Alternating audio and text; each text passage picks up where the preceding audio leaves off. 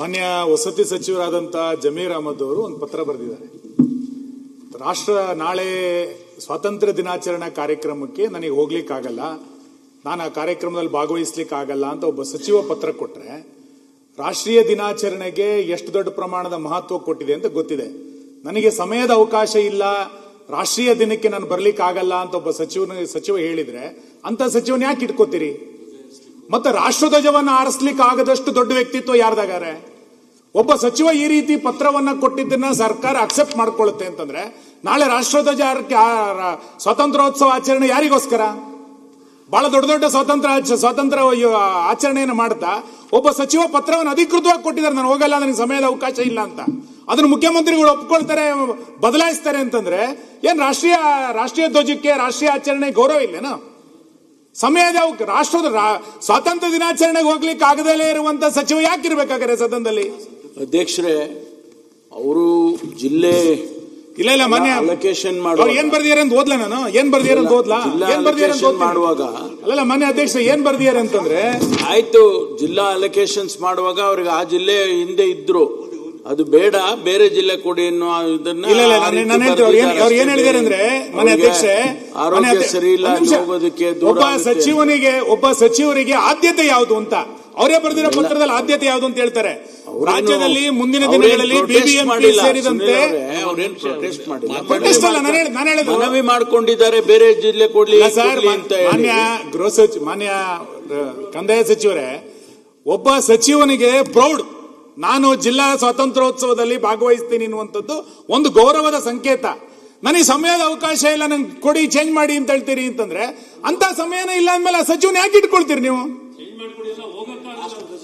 ರಾಷ್ಟ್ರಧ್ವಜ ಹೊರಿಸಲಿಕ್ಕೆ ಸಮಯ ಇಲ್ಲ. ಅವ್ರು ಹೇಳಿದಾರೆ ಇಲ್ಲಿ 15/8/2026 ಸ್ವಾತಂತ್ರ್ಯ ದಿನಾಚರಣೆ ಧ್ವಜಾರೋಹಣ ಹೊಣೆಯಾರಣಕ್ಕೆ ನೀಡಿದ್ದು ನಾನು ಹಾಜರಾಗಲು ಸಾಧ್ಯವಾಗುವುದಿಲ್ಲ ಅಂತ ಕೊಟ್ಟಿದ್ದಾರೆ. ಏನ್ ಹಂಗಾರ ಅರ್ಥ? ಏನ್ ಆರೋಗ್ಯ? ಯಾರ ಆರೋಗ್ಯ? ಸುಮ್ಮನೆ ನೋಡಿ, ಈ ತರದನ್ನೆಲ್ಲ ರಾಜ್ಯದ ಜನ ಸಹಿಸಿಕೊಳ್ಳಿಕ್ ಸಾಧ್ಯ ಇಲ್ಲ. ನೀವು ಇಲ್ಲಿ ವಿಧಾನಸೌಧದೊಳಗೆ ಪಾಕಿಸ್ತಾನ ಜಿಂದಾಬಾದ್ ಘೋಷಣೆ ಕೂಗಿದಾಗ್ಲೂ ಮೌನವಾಗಿರ್ತೀರಿ. ಒಬ್ಬ ಸಚಿವ ರಾಷ್ಟ್ರಧ್ವಜವನ್ನು ಆರಿಸ್ಲಿಕ್ಕೆ ನಾನು ಹೋಗಲ್ಲ ಅಂತಂದಾಗ್ಲೂ ಕೂಡ ಮಾತಾಡ್ತೀರಿ ಅಂತಂದ್ರೆ, ಪರಮೇಶ್ವರ್ ಅವರೇ, ಇದನ್ನ ಸಮರ್ಥನೆ ಮಾಡ್ಕೋಬೇಡಿ ನೀವು. ಇಂಥ ಸಚಿವ ವಜಾ ಮಾಡಿಯಲ್ಲ, ಯಾರು ಬೇಡ ಈಗ ಆ ಸಚಿವನ ಇಟ್ಕೊಳ್ಳಿ ಯಾರು ಹೇಳಿದ್ದಾರೆ? ಆ ಜಿಲ್ಲೆಗೆ ಬೇರೆಯವ್ರನ್ನ ಕಳಿಸ್ತೀವಿ. ಜಿಲ್ಲೆ ಬೇರೆ ಸರ್, ನೀವು ಉಸ್ತುವಾರಿ ಸಚಿವರನ್ನ ಚೇಂಜ್ ಮಾಡ್ಲಿಕ್ಕೆ ಒಂದು ವಾದ ಇಲ್ಲ. ಸ್ವಾತಂತ್ರ್ಯೋತ್ಸವಕ್ಕೆ ನಾನು ಹೋಗಲ್ಲ ಅಂತಂದ್ರೆ ಏನರ್ಥ ಇದೆ? ನಾಟ್ ಇನ್ ಪ್ರೊಟೆಸ್ಟ್ ಅವರು ಕೇಳಿರೋದು, ಅವ್ರು ಬೇರೆ ಆಲ್ಟರ್ನೇಟಿವ್ ಜಿಲ್ಲೆಗೆ ಹೋಗೋದಕ್ಕೆ ಅವ್ರಿಗೆ ಆರೋಗ್ಯ ಸರಿ ಇಲ್ಲ ಅನ್ನೋ ಸಭಾಧ್ಯಕ್ಷರೇ,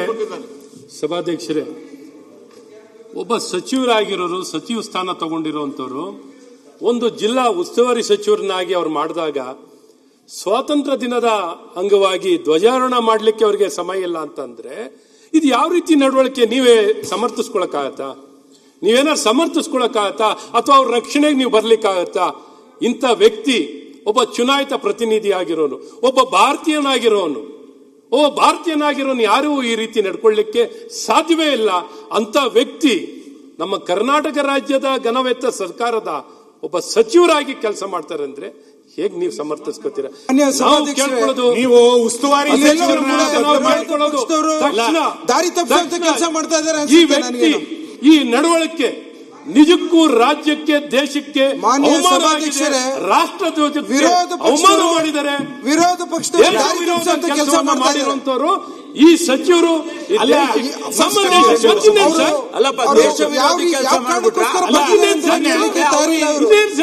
ಅವ್ರಿಗೆ ಏನೇ ಕೋಪ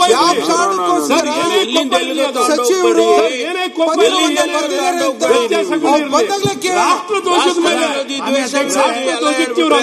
ಸಭಾಧ್ಯಕ್ಷರೇ, ಸಾರಿ ದೇಶ ವಿರೋಧಿ ಅಲ್ಲ ಮಾನ್ಯ ಅಧ್ಯಕ್ಷೆ, ಸುನಿಲಣ್ಣ ಸರ್, ಮಾನ್ಯ ಅಧ್ಯಕ್ಷೆ, ನಾನು ಹೇಳ್ತಾ ಇರೋದು, ನೀವು ಉಸ್ತುವಾರಿ ಸಚಿವರನ್ನ ಬದಲು ಮಾಡಿದ್ದಕ್ಕೆ ನಮ್ಗೆ ವಿರೋಧ ಇಲ್ಲ. ನಿಮ್ಮ ಆಂತರಿಕ ವ್ಯವಸ್ಥೆ ಏನಾರು ಮಾಡ್ಕೊಳ್ಳಿ. ಒಬ್ಬ ಸಚಿವ ಹೇಳ್ತಾನೆ ಅಂತಂದ್ರೆ ಅಂತ ಸಚಿವ ಏನಕ್ಕೆ ಬೇಕು ಕರ್ನಾಟಕದಲ್ಲಿ? ನಮಗೆ ಉದ್ದೇಶದಲ್ಲಿ ಸಮಯ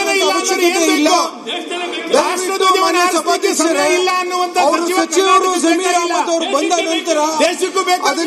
ನೀವು ಎಕ್ಸ್ಪ್ಲೇಷನ್ ಮಾನ್ಯ ಅಧ್ಯಕ್ಷ, ಇಂಥದ ಇರೋದನ್ನ ಕರ್ನಾಟಕದಲ್ಲಿ ಸಹಿಸಿಕೊಳ್ಳಿಕ್ ಸಾಧ್ಯ ಇಲ್ಲ. ಈ ಪತ್ರನ ಸಮರ್ಥನೆ ಮಾಡ್ಕೊಳ್ತೀರಿ ಮುಖ್ಯಮಂತ್ರಿ, ನಾವು ಸಮರ್ಥನೆ ಮಾಡ್ಲಿಕ್ಕೆ ಸಚಿವರು ಇರ್ಬೇಕು. ಗೌರವದಿಂದ ಭಾಗವಹಿಸಬೇಕು. ಒಂದು ನಿಮಿಷ. ಮಾನ್ಯ ಸಭಾಧ್ಯಕ್ಷ,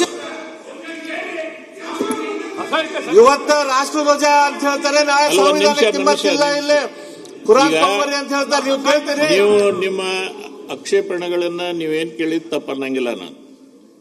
ಆದ್ರೆ ಪ್ರಾರಂಭದಲ್ಲಿ ಒಂದು ನೋಟಿಸ್ ಆದ್ರೂ ಕೊಡ್ಬೇಕಾಗಿತ್ತು. ಸರ್, ಇದು ಇವತ್ತು ಬಂದಿರೋ ಈಗ ಸಿಕ್ಕಿದ ಪತ್ರ. ಮಾನ್ಯ ಸಭಾಧ್ಯಕ್ಷ, ಸಿಕ್ಕಿರೋದು ರಾಷ್ಟ್ರಧ್ವಜದ ಗೌರವ ಯಾವ ನೋಟಿಸ್ ಸರ್? ವಿರೋಧ ಪಕ್ಷದವರು ರಾಷ್ಟ್ರಧ್ವಜದ ಗೌರವ ಯಾವ ನೋಟಿಸ್ ಕೊಡೋದು? ಅದಕ್ಕೆ ನೋಟಿಸ್ ಇಲ್ಲ. ರಾಷ್ಟ್ರಧ್ವಜಕ್ಕಿಂತ ಮೇಲೆ ನೋಟಿಸ್ ಇದೆಯಾ? ಅಲ್ಲ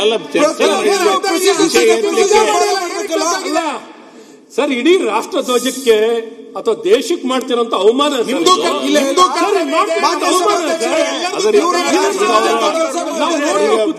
ಮುಖ್ಯಮಂತ್ರಿಗಳು ಕೊಡ್ಲಿಲ್ಲ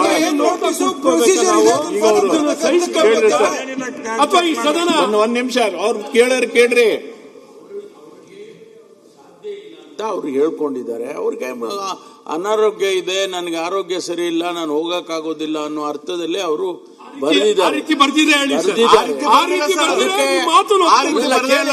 ಅದಕ್ಕೆ ಮುಖ್ಯಮಂತ್ರಿಗಳು ಆಲ್ಟರ್ನೇಟಿವ್ ಅರೇಂಜ್ಮೆಂಟ್ಸ್ ಮಾಡ್ತೀವಿ. ದೇಶದ್ರೋಹ ಎಲ್ಲಾನು ಸೇರಿಸ್ಬಿಟ್ರೆ ಅವರ ಪತ್ರದಲ್ಲಿ ಆರೋಗ್ಯದ ಸಮಸ್ಯೆ ಇದೆ ಅಂತ ಒಂದು ಶಬ್ದ ಇಲ್ಲ. ಅವ್ರು ಹೇಳಿರೋದ್ರಲ್ಲಿ ಸಮಯದ ಅಭಾವ ಇಲ್ಲ, ಗನಂದಾರಿ ಕೆಲಸ ಇದೆ ಅಂತ ಹೇಳಿರೋದವರು. ಆರೋಗ್ಯ ಸಮಸ್ಯೆ ಇಲ್ಲ, ಹೇಳಿದಂತ ಕಾರಣಗಳು ಕೆಲವು ಇರುತ್ತೆ, ಅವಕಾಶ ಮಾಡ್ಕೊಡ್ಬೇಕು ಇವರು. ಆಮೇಲೆ ಮಾತಾಡಿ.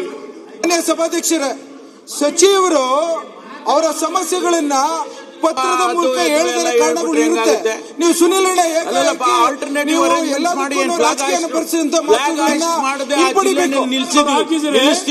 ಸರ್ ಆಗಿದ್ರೆ ಅವ್ರ ಕಷ್ಟ ಅವ್ರು ಹೇಳ್ಕೊಂಡಿದ್ದಾರೆ. ಬೇರೆ ಆಲ್ಟರ್ನೇಟಿವ್ ಅರೇಂಜ್ಮೆಂಟ್ ಮಾಡಿ ಸ್ವಾತಂತ್ರ್ಯ ದಿನಾಚರಣೆ ಮಾಡ್ತಿರ್ಬೇಕಾದ್ರೆ ಅನಾರೋಗ್ಯರಾಗಿದ್ರೆ ಪೂರ ಕೇಳ್ರಿ ಡಾಕ್ಟರ್. ಅನಾರೋಗ್ಯವಾಗಿದ್ರೆ ಸರ್,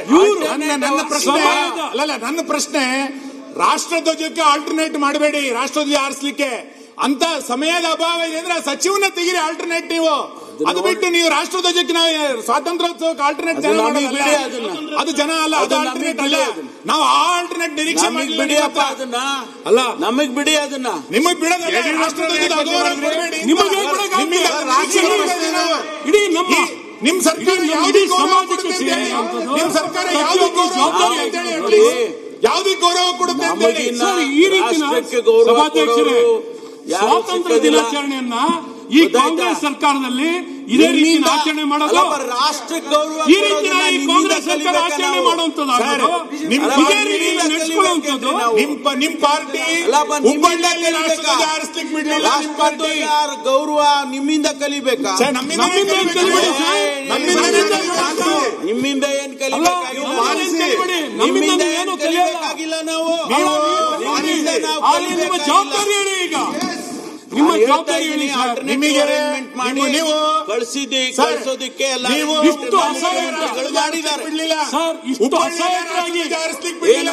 ಇಷ್ಟು ಅಸಹಾಯಕವಾಗಿರೋ ಸರ್ಕಾರ ಇದು. ಈ ರೀತಿ ಸಮರ್ಥಿಸಿಕೊಳ್ಳುವಂಥದ್ದು ನಿಮ್ಗೆ ಉತ್ತರ ಕೊಡ್ಲಿಕ್ಕೆ ಆಗ್ತಿಲ್ಲ. ಈ ರೀತಿ ಎಲ್ಲ ಮಾತಾಡಿದ್ರೆ ನಿಮ್ಗೆ ಉತ್ತರ ಕೊಡ್ಲಿಕ್ಕೆ ಆಗ್ತಿಲ್ಲ ಸನ್ಮಾನ್ಯ ಉಪಮುಖ್ಯಮಂತ್ರಿಗಳೇ. ಇದು ಬಡತನ ಇದು ಅಷ್ಟೇ. ಇದು ಈ ಉತ್ತರ ಕೊಡ್ಲಿಕ್ಕೆ ಆಗ್ತಿಲ್ಲ. ಏನ್ ಉತ್ತರ ಕೊಡೋದ್ರಿ? ಅಸಹಾಯಕವಾಗಿರೋ ಈ ಸರ್ಕಾರ ಇದು. ಏನ್ ಉತ್ತರ ಕೊಡ್ಬೇಕು ನಿಮ್ಗೆ? ಉತ್ತರ ಏನು? ಒಬ್ಬ ಮಂತ್ರಿ ಧ್ವಜಾರೋಹಣ ಮಾಡ್ಲಿಕ್ಕೆ ಹೋಗಲ್ಲ ನಿಮ್ಗೆ. ಅವ್ರಿಗೇನು ಆರೋಗ್ಯದ ದೃಷ್ಟಿಯಿಂದ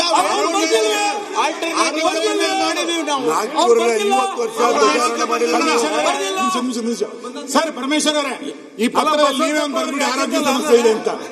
ನೀವೊಂಚೂರು ತಿದ್ದುಪಡಿ ಮಾಡ್ಕೊಡಿ ಸರ್. ಆರೋಗ್ಯ ಅಂತ ತಿದ್ದುಪಡಿ ಮಾಡ್ಕೊಡಿ. ಏನ್ ಸರ್ ನೀವು ಆರೋಗ್ಯ ಯಾವ ನಿಮ್ ಮಾನಸಿಕತೆಗೆ ಆರೋಗ್ಯ ಬಂದಿದೆ, ವ್ಯತ್ಯಾಸ ಆಗಿದೆ.